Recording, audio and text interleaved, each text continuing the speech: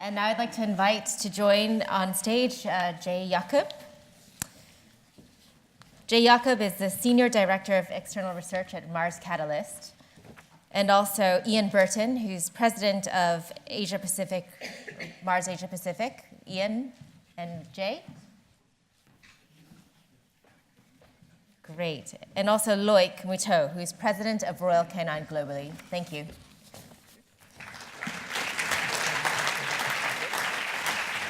Very good to see you. Thank you very much to you. Actually, do you want to sit there? Jay,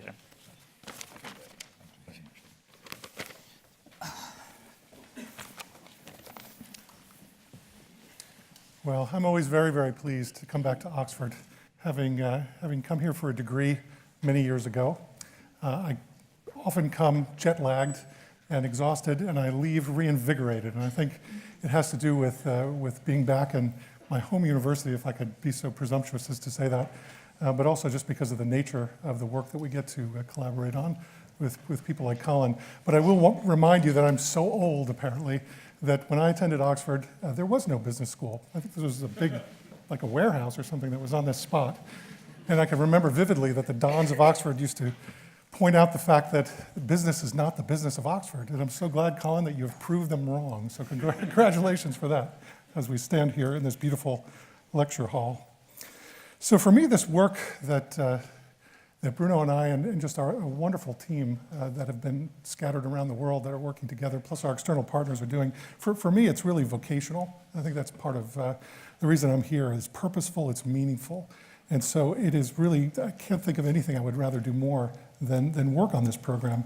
Bruno and Colin gave a nice overview of the economics of mutuality journey in this last session. And I've just been asked to spend about 10 minutes to build on what they shared and just briefly describe how we went about at Mars applying these key learnings in some real business situations.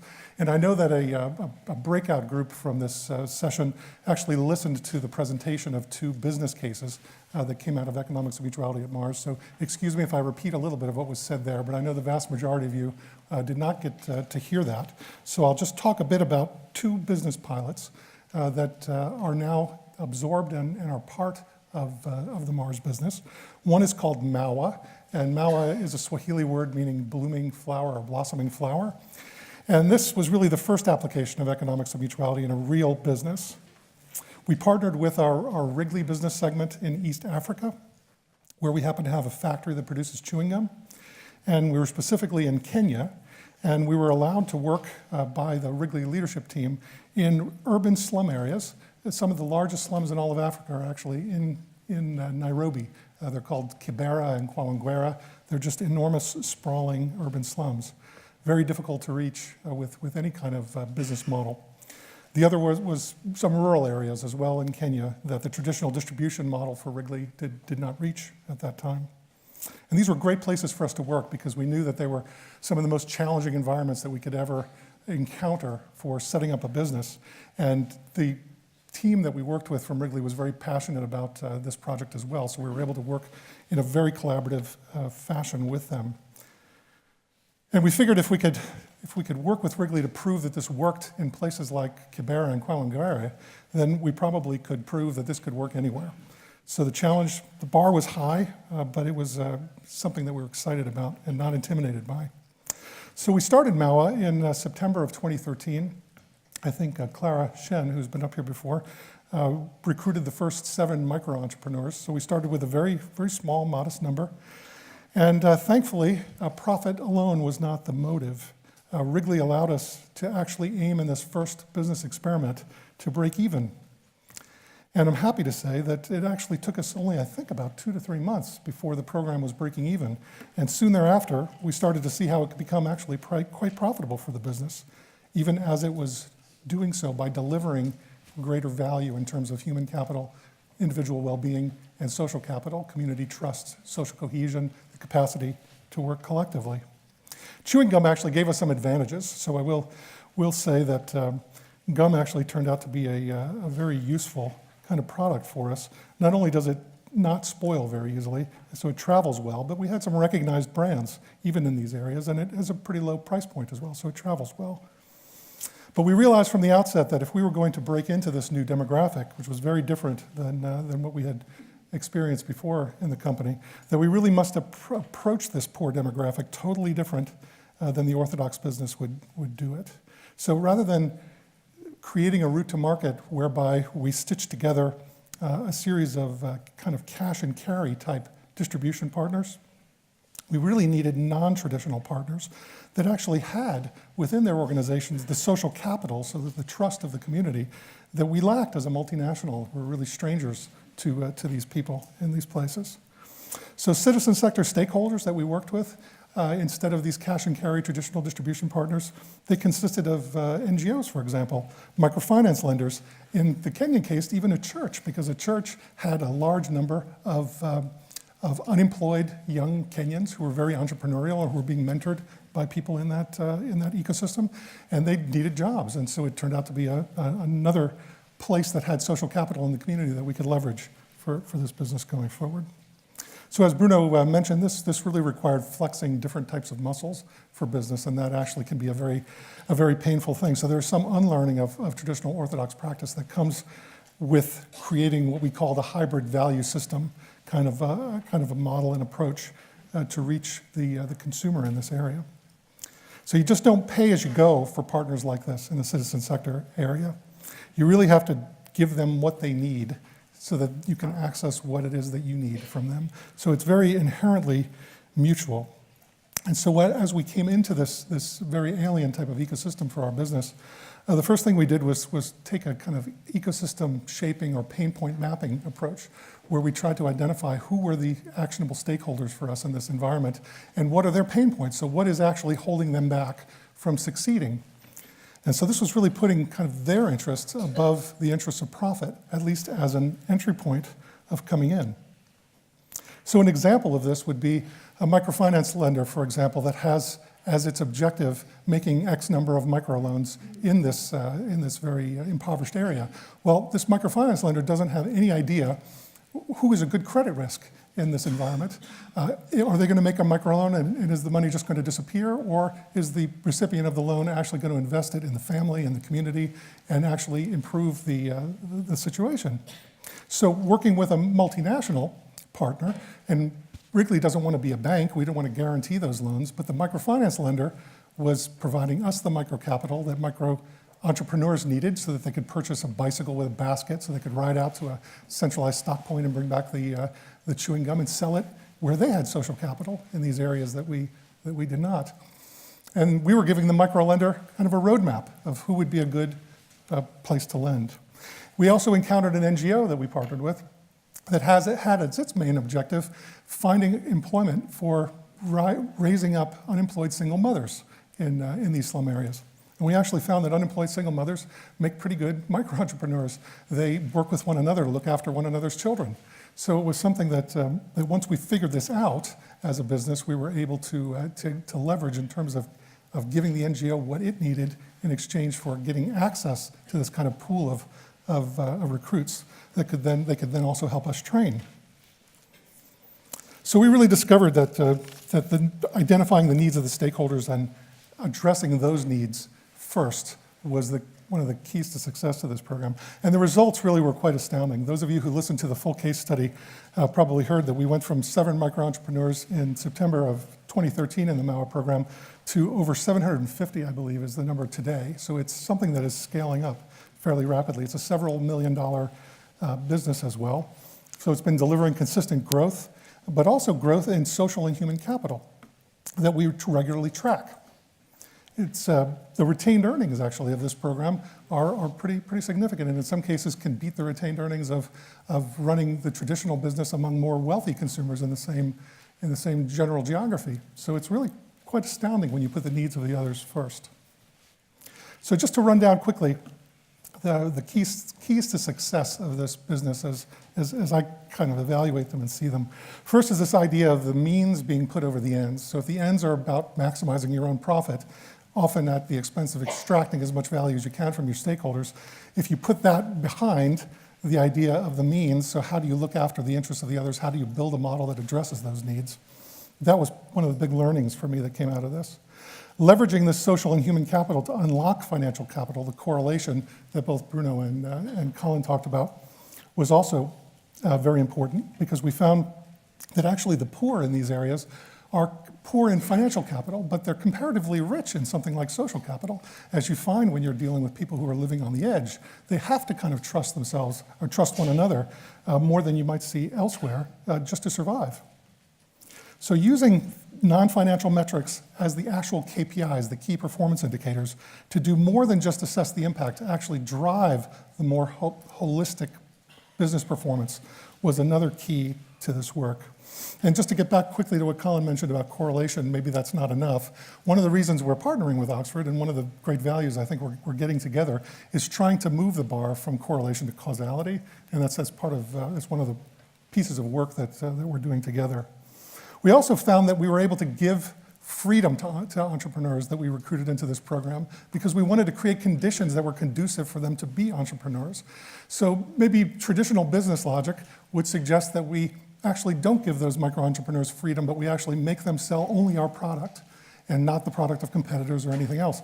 We actually suspended reality in that sense, or traditional reality, and we unleashed them to be micro-entrepreneurs by allowing them to sell whatever they wanted in their baskets, as long as some of our product was in there. And some sell 100% of our product, some sell 10%. But it doesn't matter, because they stay in the program as a result of having this freedom. We also didn't hold them to sales targets. That was something else that we resisted.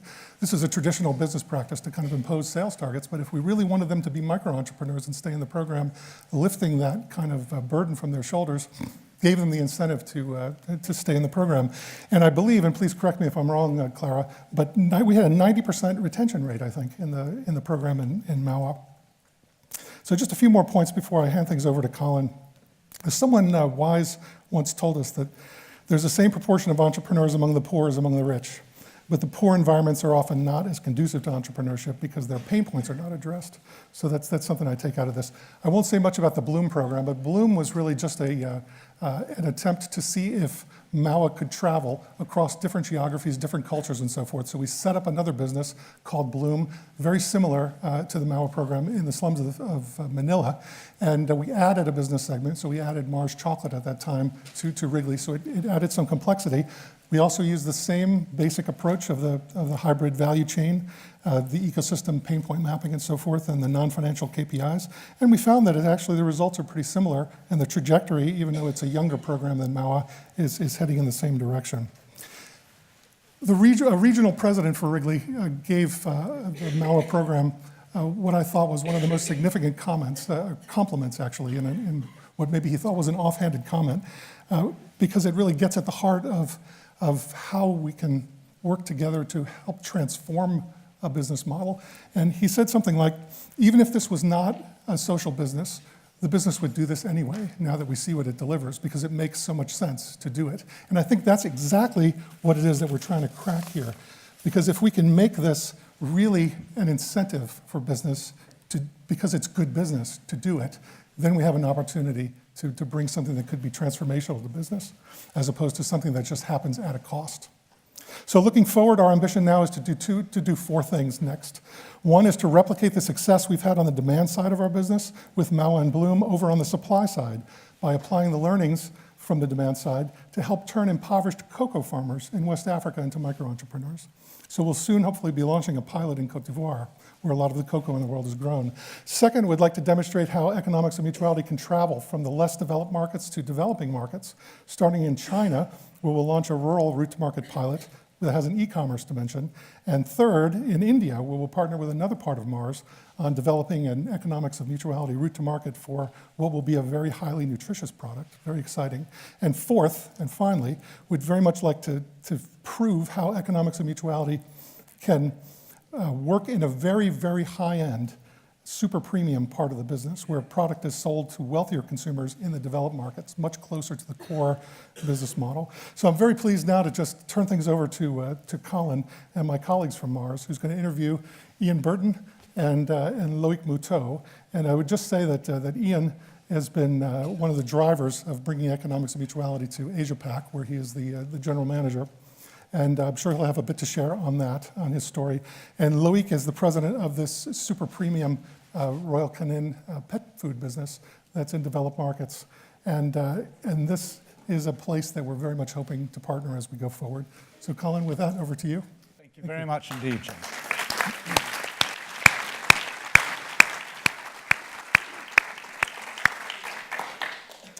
So it's my very great pleasure to be able to introduce Ian Burton, who is president of Wrigley Asia Pacific, and Loïc Moutault, who is president of Royal Canin, which is the pet food division of Mars.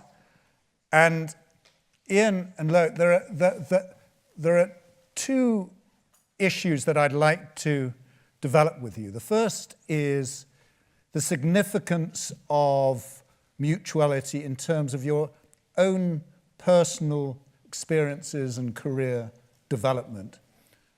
And the second is in terms of how mutuality has impacted on your respective businesses, to what extent it's contributed to developing those businesses, and how you see it perhaps assisting going forward as well.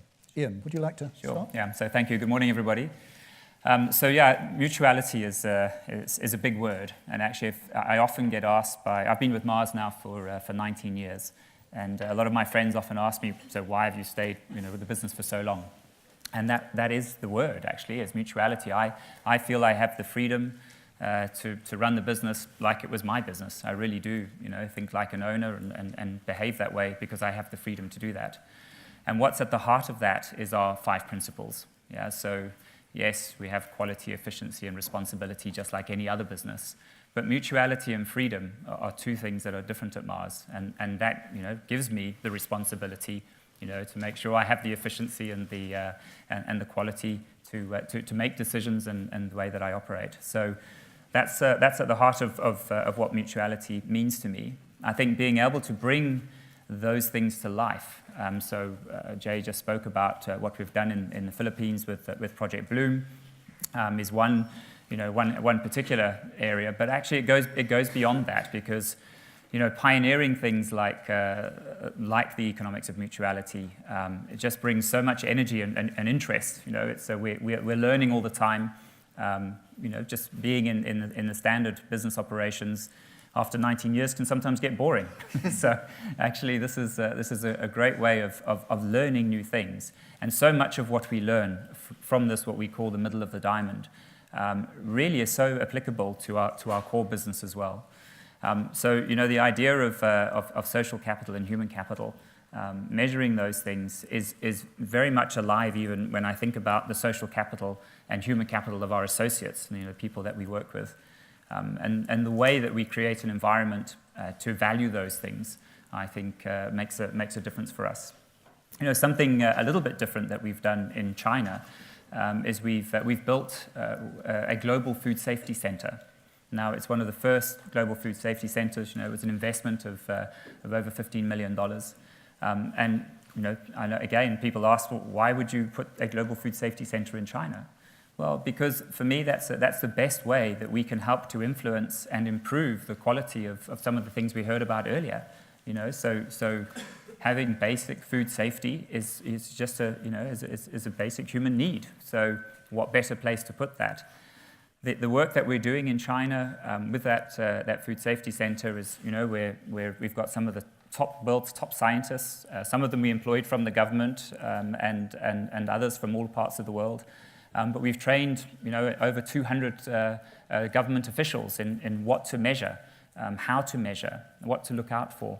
And it's very much leading edge, some of the technology that we've put in there. And again, I feel incredibly proud to work for a company that can do this. There's no, for me, that is pre-competitive. There's no competitive advantage in us investing that money in a global food safety center. This really, for me, is mutuality at play.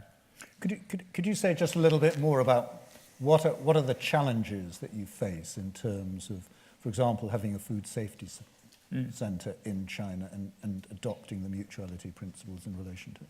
Yeah, so I mean, at first, probably a little bit of suspicion. It's like, why would you do that? Are you trying to overly influence, the policymakers and things like that? I think there were lots of conversations around that. But actually, what the success is just about the time. So doing the things that we say we're going to do. I love this breakdown of the word trust, because I think that's what mutuality gives to us. So when we think about the 4 elements of trust, of sincerity, so saying what you mean and meaning what you say, and having the capability to do what you say you're going to do, and the responsibility to do it as well, and also the care then for the environment. Actually, for me, what we do by doing something like that is we do build trust. But trust, you have to be trusting to be trusted, and so some of that challenge, I think, does come with, as I say, with suspicion. But I think, I suppose one of the benefits we have of working for a family business and a private company is that we look at the long term. We don't make decisions that are only about today and tomorrow. It really is about the future. And could you say a little bit more about how does this help to improve the performance of the business? How, for example, in building up this trust, does it then allow you to develop the commercial success? So, a great example of that, very real example, this March we had our chairman of the board visiting China. And in previous visits, yes, of course, the government will allow you to meet them. Of course, they're interested in what you have to say. But there was a huge, the tangible difference in terms of what the conversations led to in terms of us building those relationships with the government on an agenda that is very consistent with their agenda is amazing. So, what will the tangible benefit be? It will be around us being able to have a network of being introduced to whether that's new distributors, whether that's new business opportunities in the Ministry of Agriculture. So for our pet food business, was talking about the need for veterinary science, for pet care and pet ownership to be improved. And that's a role that we play. We play a big role in, and I'm sure Loïc will tell you more about that, particularly in the US. So for us to be able to improve the quality of veterinary care in China, for example, will make a huge difference to our business in terms of people valuing quality pet food and quality standards. Thank you. Loïc, perhaps turn to your personal and business experience of Mutuality. Yeah, sure, with pleasure. Well, personal experience, actually, I had a very versatile set of interests when I started, and wanted to potentially work in politics, in culture, whatever. And I had this transformational experience, actually, working for Mars in Poland in the mid-90s, where after the fall of the wall, we established, like many other businesses, our first factory in Sorachev, about an hour from Warsaw. Very high level of unemployment, very, very low infrastructure around the city. And for me, the impact Mars had in that community was so incredible that I got really inspired by it. And when I say incredible, it was not just that we created a factory and started to create employment, but the way we operate through these 5 principles, we actually started many, many small businesses around us that completely change the environment in which we were operating. So, we created hotels, not ourselves, but we got people to start that. And why we could do this? Because we committed a number of rooms, and they could get a loan on that basis. And so they could start developing their own business just simply because we gave them a guarantee that we would work with them. It was very little investment from our side, but it impacted the entire community. We did the same with schools, and development of international schools in the community, and employment rate dropped from 20 to 4% within a span of a few years. And so my first connection with Mutuality was really in this environment, which was a tough environment, great business opportunities, but we did all of this at a time when we were still losing money. So it took us years before we actually could make money in this business in Poland. But the way we were operating, actually probably some of our suppliers started to make money before we did. But we built up an infrastructure that somehow helped us really thrive over time. So that was my personal connection to it at a very early stage. And then, of course, you have thousands of examples on the way we treat associates, the way we treat suppliers. We always believe a long-term, supplier relationship is really powerful for us. It helps us innovating, and that's the way we treat. We put mutuality in the way we negotiate. Harder to do with some of our customers, I must say. They don't always want mutuality, at least we feel. But this was my personal encounter with mutuality, very early in my career, Mars. Now, when it comes to business, because you asked a question on business, I'm a bit the outlier here because while Canin is a pet food business, but it's a pet food business that makes therapeutic food.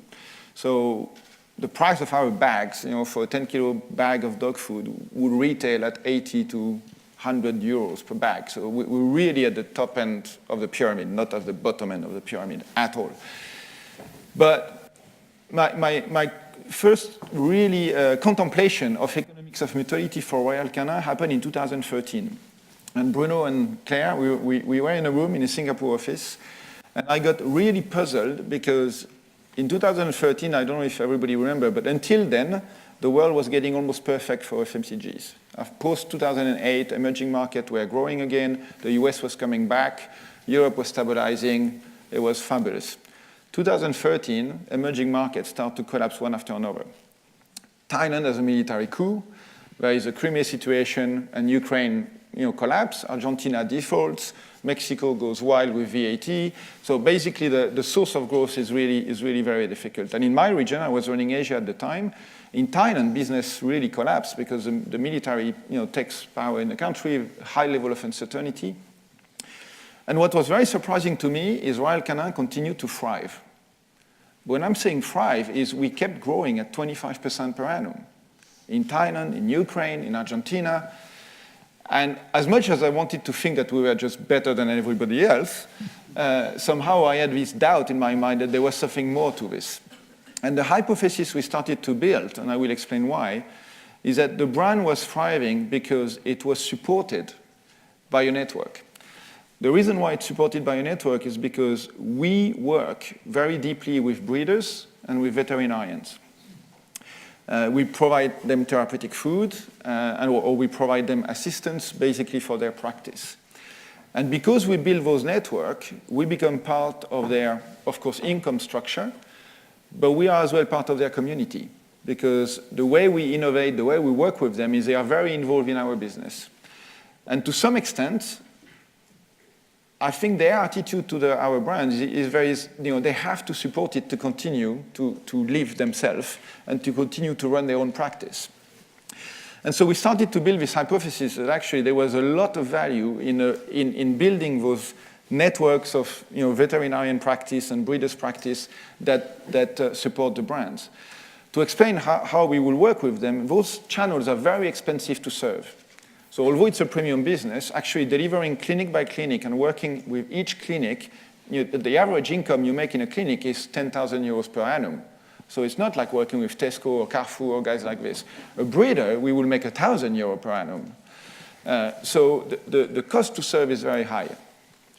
And the bulk of the business is made in the retail world, in pet shop.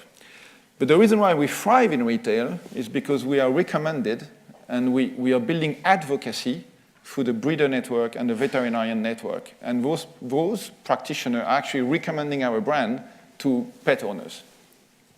And so that's how we built our system. Interestingly, then I started to collect data, because I became president of Royal Canin, that in some countries we haven't built those networks, like Germany. For Germany is a business case where we grew through one or two retailers, but we didn't build those network of breeders and veterinarians. And our brand is completely substitutable and becomes actually easily commoditized. And so we really started to think about what does it mean for us. And the best way for me to illustrate for you how we work is I will take the example of one innovation we launched this year, which is called Puppy Protect. We observe that the mortality rate in puppy litters is nearly 25 to 30% for each litter. So which means that out of 10 puppies that are born, 3 dies within the first weeks of life.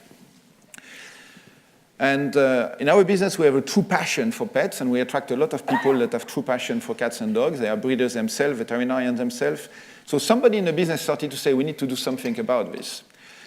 And we did 5 years of research with the University of Toulouse. We worked with thousands of breeders on neonatology, which had no science at all. So we developed all of the science. And 5 years later, we came out with a product that can reduce this morbidity rate by nearly half. Now, there is no way in hell we will make any return on this innovation. 5 years of research, to launch a product that is highly technical, that will be used by breeders around the world, the scale of it is just no financial return on this. But what we did was we developed new science and new knowledge. We actually improved the practice of the breeder themselves. If they reduce mortality in their litter, they increase their income. They actually feel proud. Of course, it's always a disaster when you lose puppies. It's when you like dogs and like cats. I mean, this is not good news. So they feel better about themselves. I'm sorry, it's very practical, but it's kind of true. They feel better about themselves, and therefore, my argument is the social capital we build is actually very, very high. And the human capital we built is very high as well, because we increase their own knowledge and their own way, or we improve their way they are managing their own practice, because we train them everywhere around the world. So you would say, well, are you doing this for free? Well, we don't do this for free, because what's happening is, of course, when a breeder sells a puppy next time, the only thing that comes to his mind is to recommend the Royal Canin food. And so my hypothesis, which we started to work on with Bruno, is the Royal Canin business model is actually very, very close to economics of mutuality. We're practicing it without knowing it. We're not doing anything special on natural capital, nothing special that Mars doesn't do. But on social and human capital, my argument is that we are doing, but we don't know that. Now, the problem it gives me is we're recruiting now, because we are a global business, quite successful, so we're growing quite fast. We recruit and onboard 1,000 associates or employees a year. The big challenge is every time they come from a classic FMCG, a new general manager will divest in those very channels. The first reaction they will have is to cut the resources to serve the breeder channel or the veterinarian channel, because they're very expensive to serve. And it's much faster and quicker to run one more promotion in a retail world. While for the brand to thrive, we need actually to invest into those networks. And I have no KPI. I have nothing that I can put my finger on that will help those new GMs or new leaders to immediately perceive the value we will create, for them to invest immediately in those channels so that their business success will continue to be very strong. And that's where we started to really partner with Catalyst. The project is at a very early stage, is to say, okay, so bottom of the pyramid, we have now concrete experience of how it works. The challenge for us will be that actually, could we develop true business model that have economics of mutuality at the heart of it? And how can we develop the KPI that will make our leaders understand, beyond the financial capital, actually, the investment they need to make in the other two for a business like that to thrive? So I hope I answered your question. That's tremendous. So the feature that both of you are bringing out is the importance of relationships and commitment. And that through building those relationships, you build trust, and that in turn creates a network that is beneficial in the long run for your respective businesses. But how long do you think it will take for you to be able to earn a return on those investments? For example, the investments that you made in the R&D. Have you attempted to establish how quickly this comes through? Well, we don't really. I mean, the couple of products we made in the last few years that required 5 or 10 years of research with suppliers. And we don't really put a price tag on it necessarily, because I think we internalize the fact that when we bring out a unique product that really helps the community to be better at what they do. So we made a product on dermatology for veterinarians that is a hydrolyzed protein broken down to the amino acid that eliminates any source of food allergy, for example. That product, we test every product that comes out of the line with a DNA test to really make sure that there is no protein in that product. But we sell 1,000 tons of this.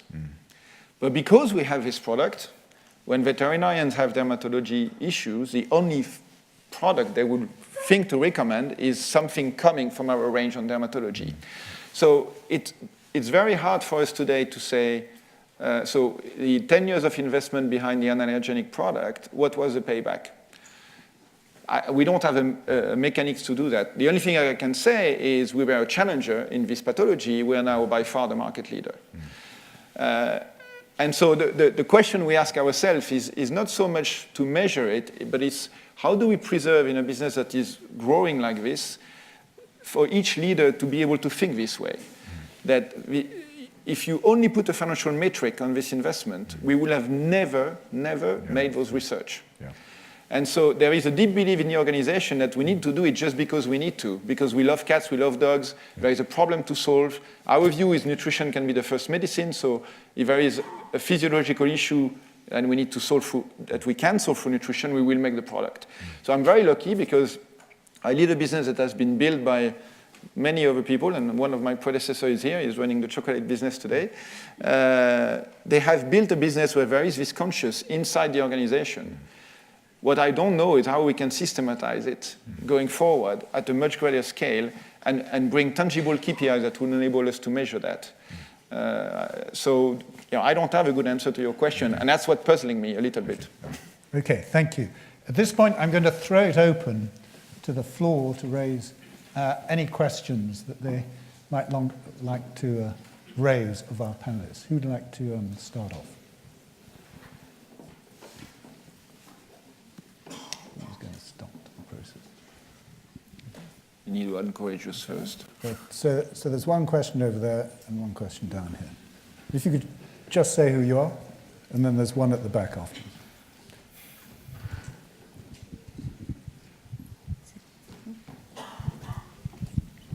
Another one there. No, it's fine. Okay. Well, hi, Marcello Palazzi from the B Corps.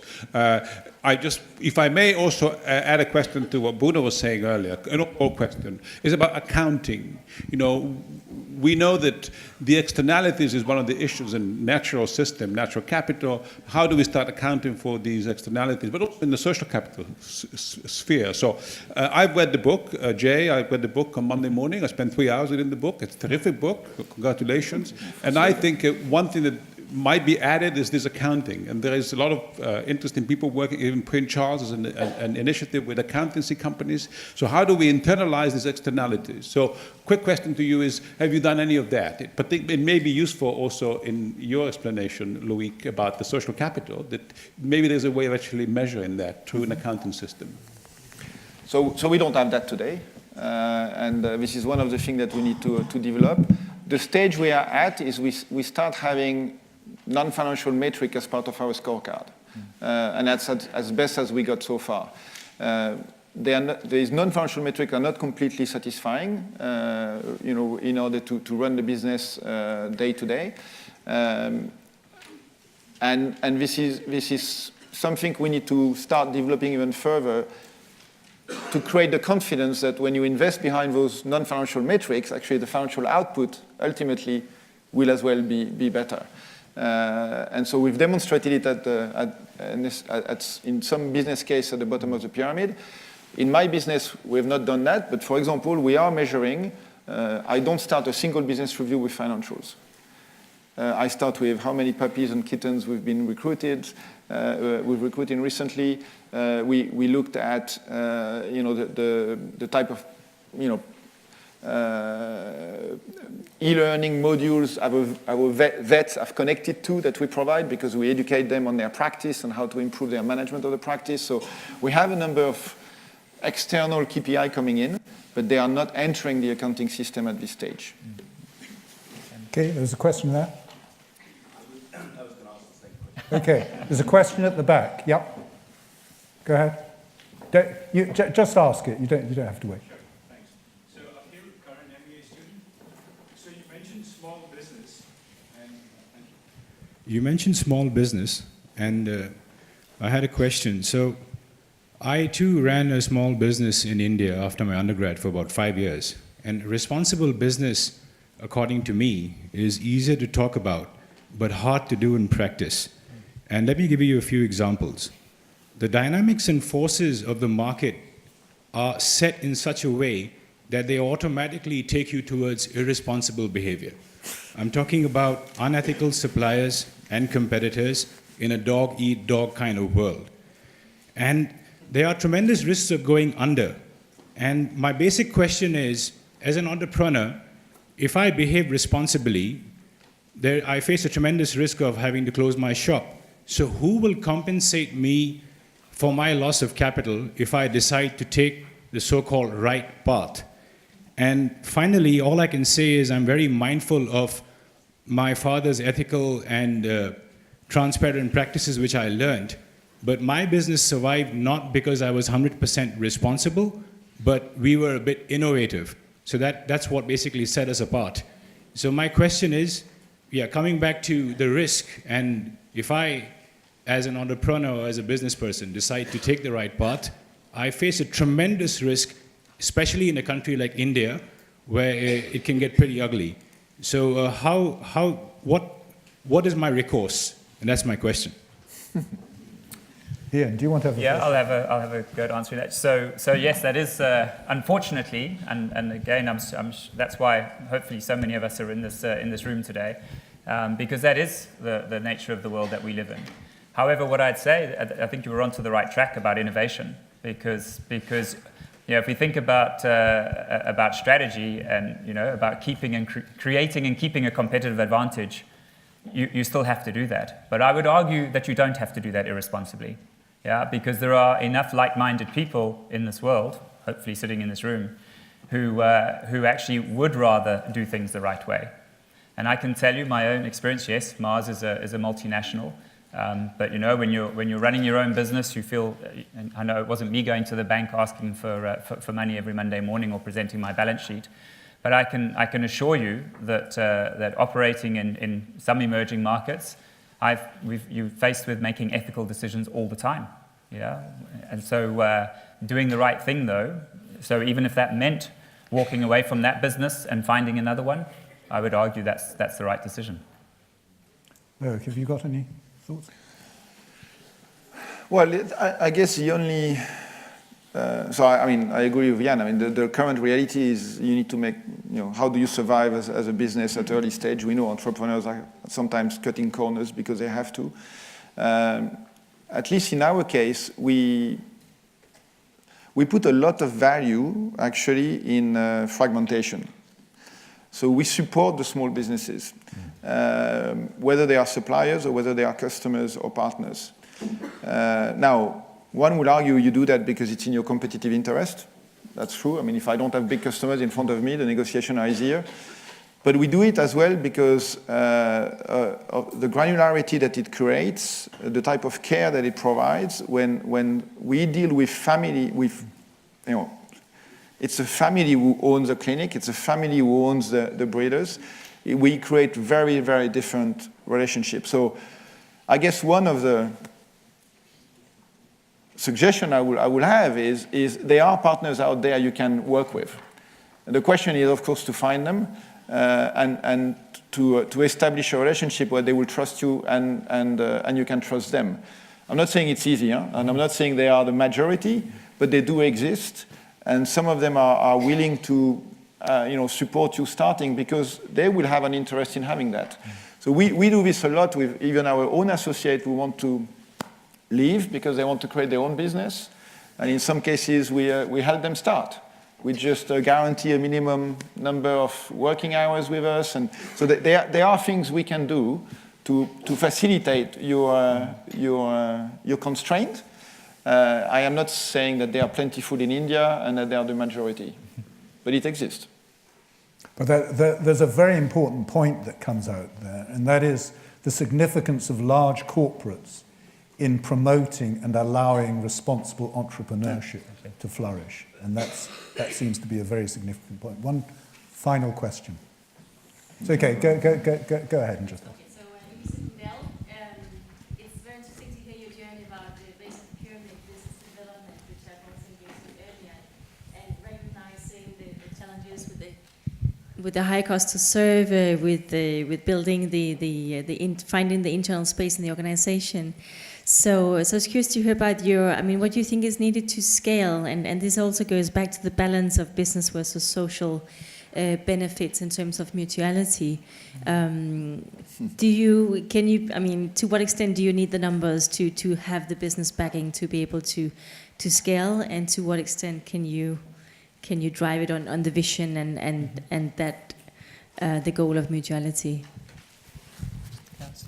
So it comes back to something that I said in the breakout for Bloom and Mauer. I think if we start with the purpose of why the business exists, I think that helps to create the pull for that. So I know, for example, in some of the people who have worked in the Kenya business that were part of Mauer in the beginning, now in other parts of the world, start to ask those questions. What do we need to do so that we can do that here too? And so I suppose what's stopping us is resources, but it's probably the scarcity of our own internal resources to go and help and scale that up. So part of doing Bloom in the Philippines was to see how that would work. And it is, again, it's challenging. Yeah, it doesn't come without its problems. But what we're thinking about in China, as you heard from Jay, is how do you actually continue to improve yourself to make it easier to start? So the idea of technology, can you use technology now to actually make it more accessible to others, and in which case then again we'll create a pull. So I'd say it's a bit of a push and a pull, but at this stage more a pull. Maybe just to complement, so in our breeder business, which is a small part of our business, only 5% of the turnover, in order to secure this type of investment in small businesses, we completely redefine their purpose. They used to be a business on their own, and they needed to do growth and profit. And now their most important KPI is image and recruitment. Now I can afford to do that because I have 90% of the business somewhere else. And because we're convinced there is a direct correlation between our growth in the rest and how well we are treating breeders. But what we did about 6 months ago is completely redefine their major KPI and move them away from just being turnover and earnings to being, of course, they have to grow if they can, hopefully, but as well creating source of recruitment of pet owners and image for the brand. And that has helped us actually secure investments globally in many markets where it would not have been affordable on a pure financial case. But it's a luxury because you have 90% of the business that makes good money outside. So it's another type of execution, I guess, but to scale. Ian and Mo, thank you very much for a tremendous panel.